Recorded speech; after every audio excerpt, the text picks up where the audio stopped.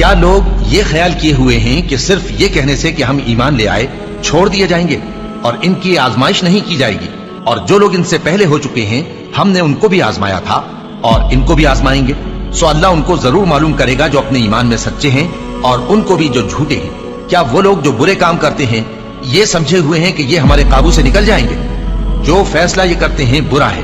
جو شخص اللہ کی ملاقات کی امید رکھتا ہو تو اللہ کا مقرر کیا ہوا وقت ضرور آنے والا ہے، اور وہ سننے والا ہے، جاننے والا ہے۔ اور ہم کسی قدر خوف اور بھوک اور مال اور جانوں اور میووں کے نقصان سے تمہاری آزمائش کریں گے، اور صبر کرنے والوں کو بشارت سنا دو کہ ان لوگوں پر جب کوئی مصیبت واقع ہوتی ہے تو کہتے ہیں کہ ہم اللہ ہی کا مال ہیں اور اسی کی طرف لوٹ کر جانے والے ہیں۔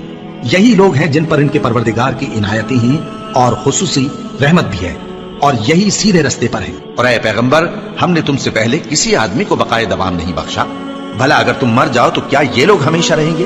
ہر شخص کو موت کا مزہ چکھنا ہے، اور ہم تم لوگوں کو سختی اور آسودگی میں آزمائش کے طور پر مبتلا کرتے ہیں، اور تم ہماری طرف ہی لوٹ کر آؤ گے۔ کوئی مصیبت زمین میں اور خود تم پر نہیں پڑتی مگر بیشتر اس کے کہ ہم اس کو پیدا کریں ایک کتاب میں لکھی ہوئی ہوتی ہے، اور یہ کام اللہ کو آسان ہے، تاکہ جو فائدہ تمہیں حاصل نہ ہو سکا اس کا غم نہ کھایا کرو، اور جو تم کو اس نے دیا ہو اس پر اترایا نہ کرو۔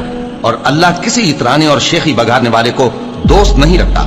اور ہم نے تمہیں ایک دوسرے کے لیے آزمائش بنایا، کیا تم لوگ صبر کرو گے؟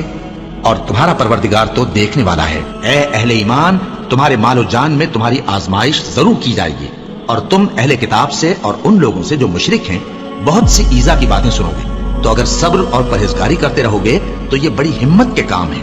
کیا یہ دیکھتے نہیں کہ یہ ہر سال 1 یا 2 بار بلا میں پھنسا دیے جاتے ہیں، پھر بھی توبہ نہیں کرتے اور نہ نصیحت حاصل کرتے ہیں؟ اور جو مصیبت تم پر واقع ہوتی ہے سو تمہارے اپنے کرتوتوں سے، اور وہ بہت سے گناہ تو معاف کر دیتا ہے۔